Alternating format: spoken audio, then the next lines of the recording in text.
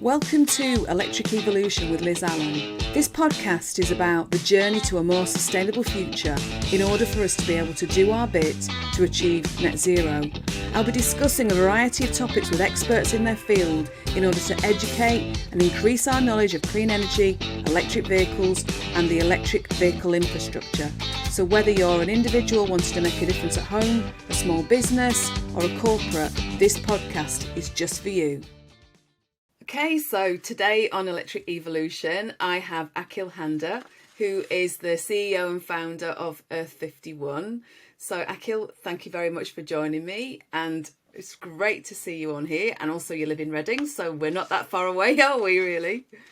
No, thank you for having me, Liz. It's wonderful to be here. And looking forward to this podcast and to all the listeners out there. And And the hopefully they all viewers. walk away with more than they came with. Absolutely. So listen, so what I'd like to start off with is to just kind of get you to give me a little bit of background to how you manage what you're doing, and where did the name Earth 51 come from, and what are you doing as a business? Yeah, sure. No, Liz, my background has been very different from what we're doing today. Um, I've spent about 25 years in technology. Prior to that, I worked in steel manufacturing. I worked in news publications, in media. So done an assortment of roles, and finally built a life in technology. And at some point in that space, about 4 or 5 years back, I realized that there's a tremendous opportunity for technology to do more around sustainability, especially around green computing and technology for good. I would say 2016, 2017 wasn't a great time to talk about it in most parts of the world, except perhaps in the northern regions of Europe, so the Nordics. And they cared immensely about green tech and offsetting your carbon footprint in 2016, 2017. And that made me move towards trying to understand how we could be a little bit better and also a bit more well-rounded, as opposed to just talking about carbon. Can we also look at sadly, being in a tech industry, you find that there are very few women in tech. On average, about 25% of the industry is women, 75% are men. And if you go down into specializations like cybersecurity, you've got about 5% women in cybersecurity, which is an awful statistic. I didn't And you even know it was need that level. more Yeah. gender equity in cutting edge technologies and industries of today and for the future. And Yes. that's where I started to spend a lot more time around women in leadership and gender and girls in STEM, as well as carbon emissions and carbon offsetting. And then Earth 51 was born as a result of that. We wanted to try and help companies become better versions of themselves. And the 51 denotes 51 degrees latitude coordinates, which go through Reading. So we are born in Reading, and that's what the 51 in our name signifies. And having been born here, about 90% of our client base is all outside of the UK. So it's really Right. interesting. We get asked that question a lot, but every day we carry Reading in our hearts and in our journey to every pocket of the world. So yeah, that's how Earth 51 was born. We've been around for 3.5 years or so, and very blessed to work with some very good people who are trying to make a difference out there. Okay, so what is your aim as a company, and who are you trying to help, and what are you specifically doing, to support businesses? Yeah, the honest answer is we don't know what we're doing because, and the reason I say that is because we think we're doing something and then we get asked to do something different. So we started in advisory, sandwiched between a management consultancy and a not-for-profit, somewhere in the middle. Because there was no one, there's a lot of finger pointing at businesses saying, you got to do more. The problem, as being part of a business ourselves, is that people don't know where to start. So they're like, yeah, you're Yeah. right. Where do we start?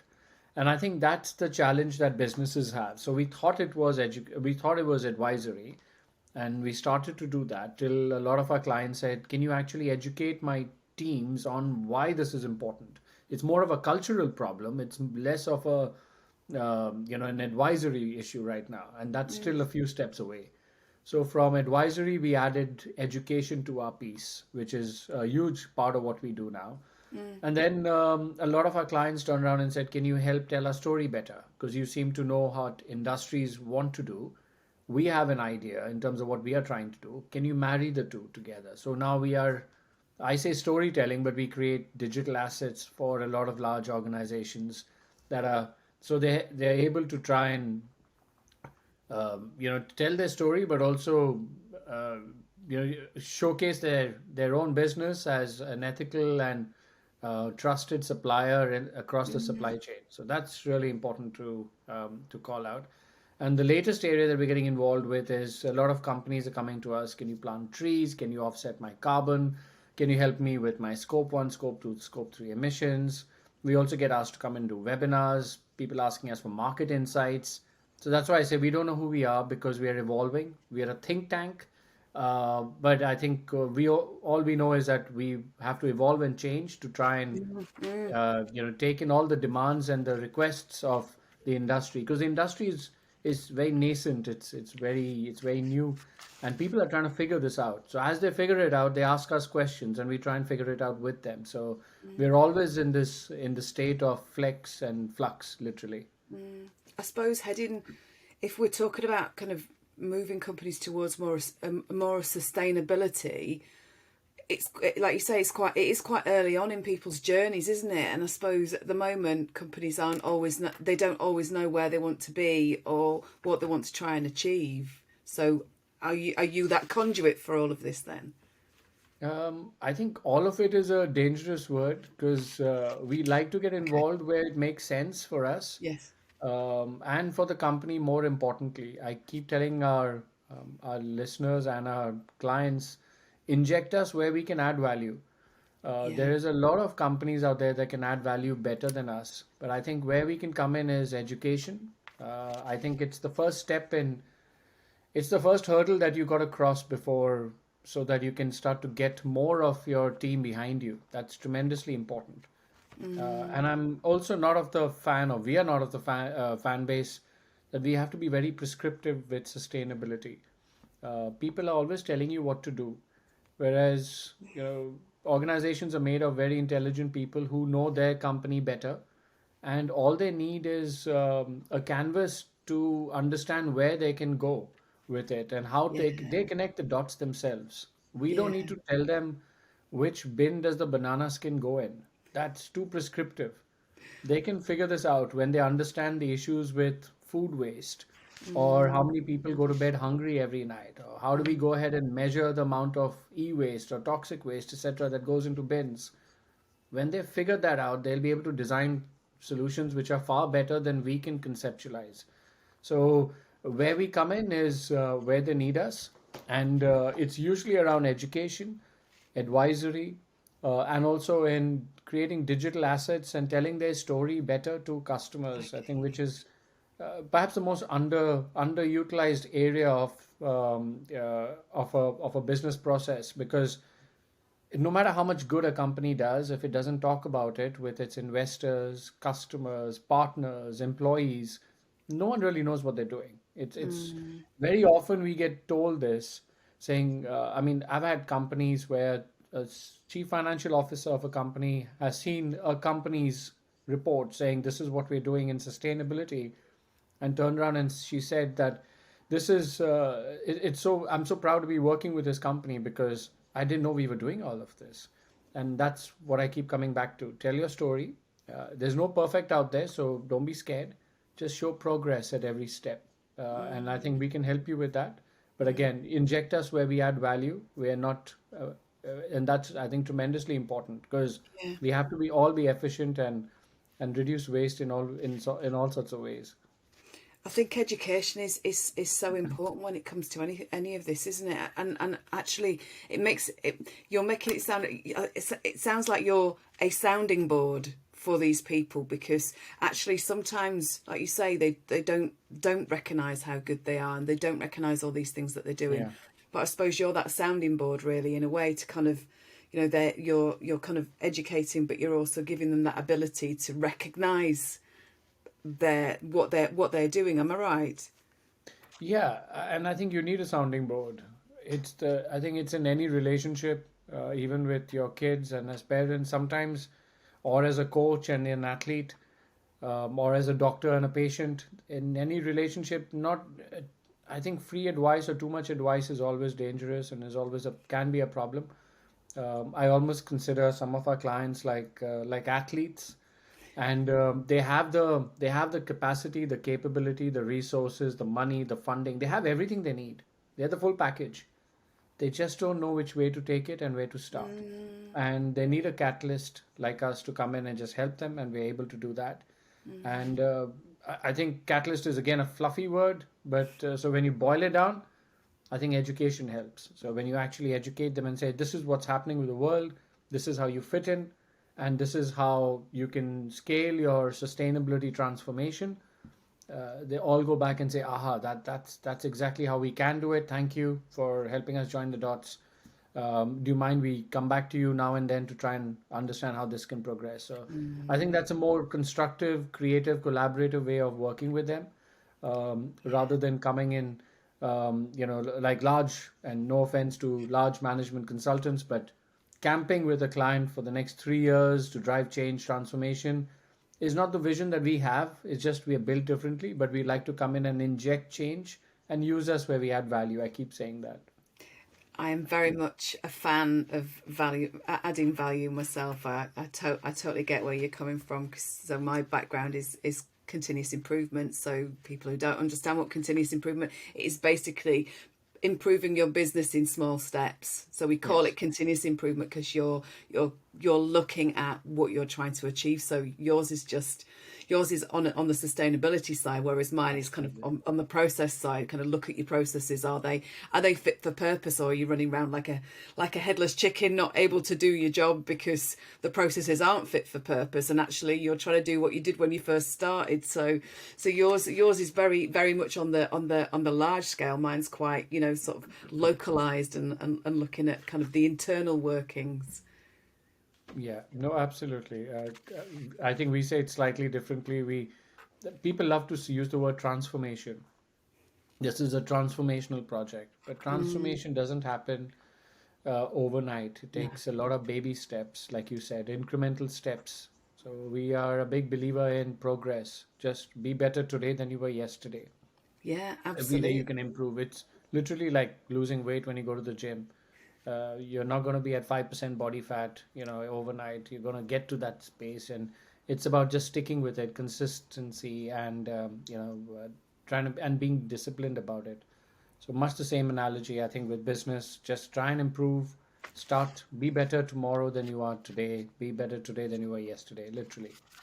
I like that analogy. It is very much like going to the gym, isn't it? Yeah. If people think that transformation or continuous improvement is an overnight thing, then it's not. It Yeah. takes time, and it takes. I always think that it takes a little bit of a different mindset as well, doesn't it? Because Yes. actually, from thinking in an improvement side, it's kind of getting people to think, right, okay, they normally think, oh, this is a problem. Yeah. Actually, so, and this is a problem, and I'm sick of this, but I haven't got time to do anything about it. And I try and get them to think about, right, okay, well, okay, it's a problem, but what's the solution to that? And I suppose yours Yeah. yours is very similar, isn't it? It's getting people to think differently, and just kind of go. It's giving them in my work. It's giving them the tools to be able to think differently as well. And I suppose yours is the Absolutely. same, isn't it? Absolutely. Absolutely. No. So, what kind of, at the moment, what would you see are or which are the top industries do you think that still need to kind of start moving these changes forward regarding sustainability? Are there kind of specific ones that you think, well, they need to, I don't mean specific companies, I mean, places that, or companies that need to start, organizations or sectors that need to start pushing forward a bit. Yeah. I'm trying to think how to answer that with the cliched answer is yes, utilities, energy, fashion, retail, which is true. I think companies with not diverse, complex supply chains, Yeah. sourcing. I mean, sitting here in the UK, we are sourcing kiwis from 7,500 miles away in New Zealand. with a lot of food miles on the truck and with diesel trucks and on airplanes. Complex supply chains are a problem, and because so much can go wrong. Yeah. I think that's where, so instead of looking at industries, I would maybe look at how extensive is your supply chain when you look at it, laterally. The other piece I would say is also what's in those industries. So a lot of real estate and construction industries use tremendous amount of cement. They need to look at this uh, in a very serious way. If you look at some of the largest polluters, and we're just talking carbon right now, if you talk about the largest polluters, most of them come from oil and gas and construction, manufacturing, mining, etc. You can change a lot by doing very little in the larger scheme of things, by making sure that these industries evolve. I also see a lot of, this is something I'm not a fan of, where a lot of oil and gas companies, and none of them are clients so far, but a lot of oil and gas companies get a terrible name for smoking up the air predominantly. And but people tend to forget they're the ones with the largest resources. So rather than make them outcasts or alienate them, it's really important to get them to start to change, because when they start to change, they really move the needle, rather than catching the next million small companies out there or people who are trying to make a difference by changing 80% of their business model, but yet a 10% change on companies like BP, Shell, Exxon, etc., Aramco will drive a 60% change across the landscape. Yeah. So I Yeah. do feel alienating is the wrong way to go about it. We can't do that. You have to bring in the resources of these giants that have been around for the last 200 years of industrialization, but use them to try and create that transient shift into a cleaner, greener future. So I think uh, using calling out one particular industry would be a problem. I think, or two or three. I think everyone needs to evolve and change, Yeah. but definitely don't alienate industries that have been, well, they've been right in the past. For whenever you measure it in the past, in the 60s, if you said BP and Shell, you shouldn't be producing oil and gas, not many people would listen. Today it's you can't call that out. You can call that out very loud and clear. So I think it's also timing. So give them time to change. They are evolving. Keep the pressure on, but use them to drive transformational change effectively, because they will move the needle big time on the Yeah. overall emissions calculator. So that's the way we look at it. We're open to working with any industry. I think everyone needs help. uh, I generally think fast fashion, I'm just trying to think as a consumer, is a real problem today. Just I know with every second that passes, there is one garbage truck that heads to landfill. um, I think we can be better in terms of how we buy as consumers. So again, not picking on an industry, but they can do so much in terms of how they can evolve and shift very quickly. And yeah, barring that, I would say anyone with a complex supply chain. If you move away from carbon for a second, and you even look at the fashion industry, they use so much of freshwater ecosystems. If you look at some of the shoe companies, you have child laborers where you have 12-year-old kids stitching shoes in Bangladesh or some emerging or developing market. If you look at cocoa producers or chocolate manufacturers, sometimes they have marginalized women in cocoa plantations in Uganda or in West Africa, for instance.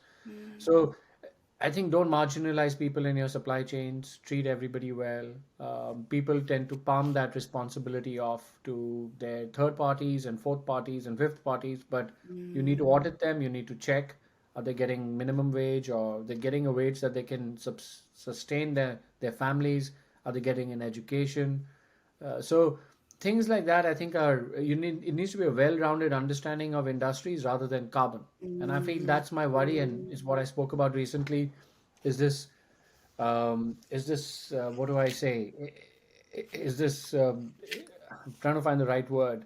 We're too focused on carbon, and that's important. But if Yeah. you don't solve the other issues around it, you're not going to be able to solve the carbon. We're not going to be able to get to net zero. And I No. think that's where the problems start. We've got a billion people who aren't educated. You've got a billion people who won't get food tonight. A billion. That's the equivalent of the US, Europe, Brazil, and parts of the Middle East thrown in. That's a lot of people going to bed every night hungry, no Yeah. electricity, illiterate, and have no piped water or no access to drinking water.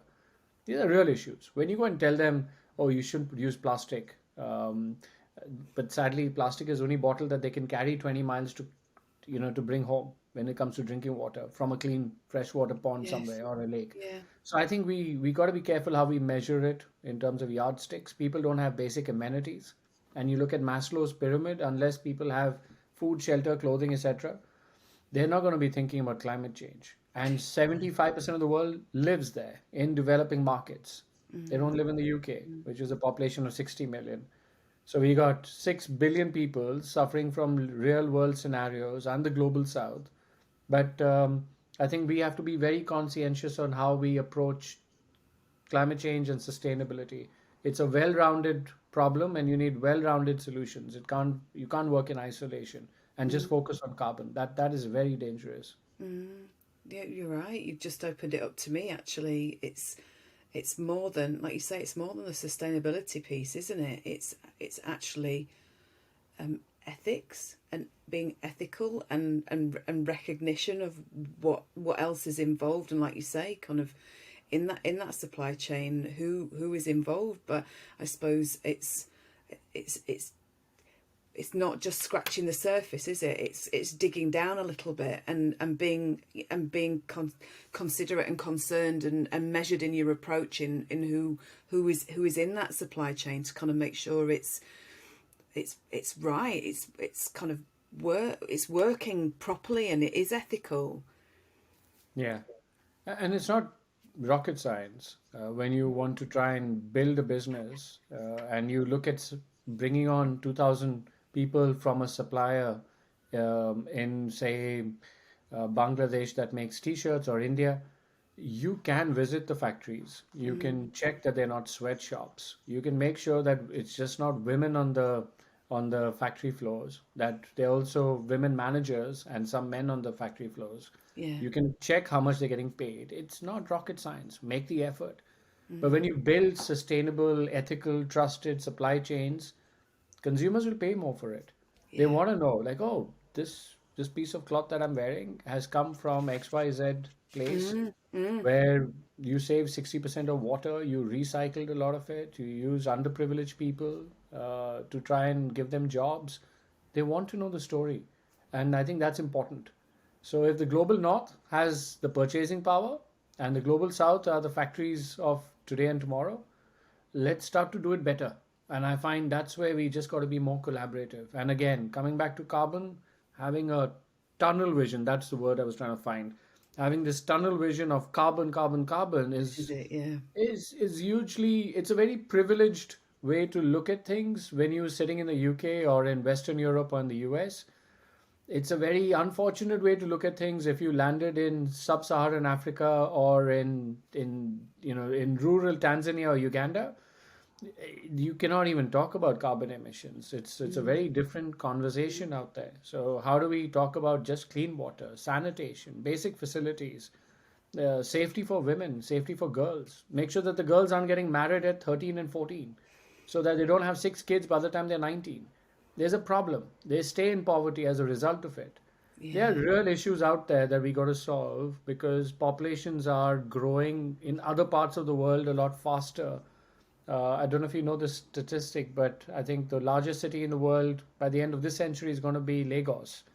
And Lagos is going to have 100 billion people. And there are going to be three mega cities in Africa. So one's Lagos, one's Dar es Salaam, and I forget the third. But the three mega cities with 100 billion people each. The population of the UK today is between 55 and 60 million people. So, sorry, yeah, so 100 million people, not 100 billion, I beg your pardon. 100 million people each. But that's just goes to show you that nearly 1.5 times the UK are going to be settled in Lagos alone or in Dar es Salaam alone.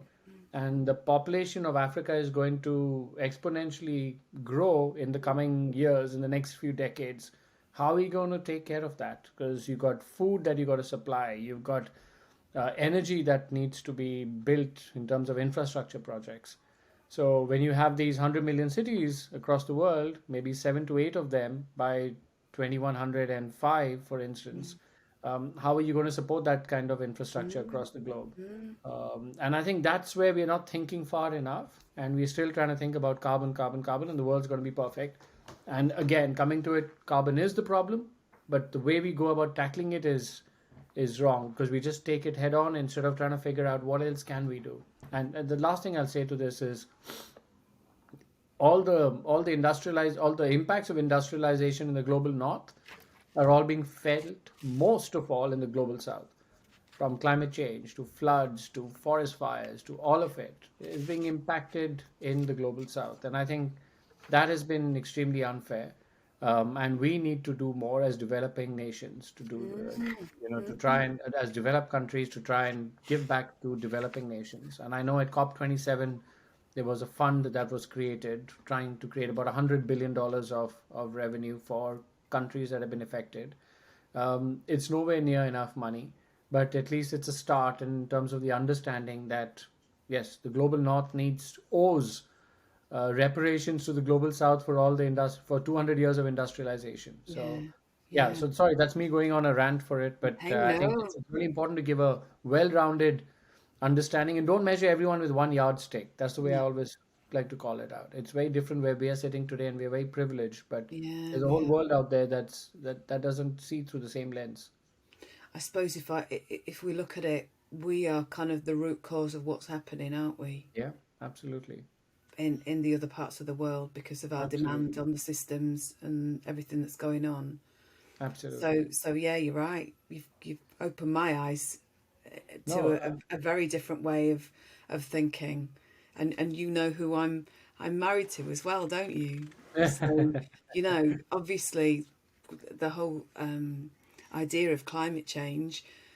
I understand where climate change is coming from and what's happening, but actually the impact of us as individuals and countries in the West, you've just opened it. You've just opened up a yeah. very, very different way of thinking for me. I'll So, give you an example on that. Sorry to intrude, but sorry. e-waste, which is all our electronics from our phones and computers, etc. In the developed countries, we throw away 20 kilos per person. So all of us are going to throw a suitcase full of e-waste every year. Oh Uh, God, if you that's go to scary. the per capita e-waste for developing countries, not Africa, but say India and China as well, is about 250 grams. So that's maybe a phone and a bit. So that's how much they throw. Whereas we take a suitcase load, which we take on holiday, which is 20 kilos. That's how much we throw every year. So, and again, I would be quick Oh not to God. blame the West or the developed countries for what's happened. I think industrialization was important. As a civilization, we have to grow, we have to progress. And I keep harping on about this. We can't go backwards. No. I'm not a fan of flight shaming. We shouldn't stop flying. We shouldn't start progressing. Mm. But at the same time, we need to use biofuels. We need to get better in terms of operating machinery for the future in a way that is better for the planet. We can't stop doing it. So don't No. stop flying, stop moving, stop working, live in forests. No one's asking you Still move forwards. to go backwards. We have to go forwards as a Mm. civilization, and we Yes. are clever enough to figure out solutions for the future. So that's what I'm trying to, yeah, that's essentially what I'm trying to summarize. That honestly, I think that like I say, it's given me a very, very different aspect on things, and hopefully it has for the viewers and the listeners as well. So if I just finalise by saying, if people who are listening or watching want to actually contact you, how do they contact you? So obviously you've got a website. Can you just remind me of the web address? Yeah, sure. It's www.earth51.com. Um, and if you don't want to get bounced around, just reach out to me on LinkedIn. That's a lot quicker. I can if I can help you, I'll help you right away. If not myself, someone from my team will definitely reach out and yeah, see how we can help you in any which way. LinkedIn is a great way to try and reach out. You'll understand a bit more about our business. You'll see what others are saying about us. Yeah, so do reach out by LinkedIn is what I'd suggest. My name is Akhil Handa. So just look for me, and I'm based in Reading. Just like me. So I will share all your information on YouTube, which is where it's going to be. The videos are going to be uploaded to, and also in the show notes for the audio podcast for audio listeners. Thank you. But listen, I really, really appreciate your time. It's been fascinating talking to you. Thank you. So thank you very much. And Not for at all. everybody Thank else, you. I shall see you later. Thanks, guys. Bye-bye. You've been watching Electric Evolution with Liz Allan. Don't forget to subscribe and click on the bell icon, and you'll receive all of our weekly videos. Thanks for watching. See you soon.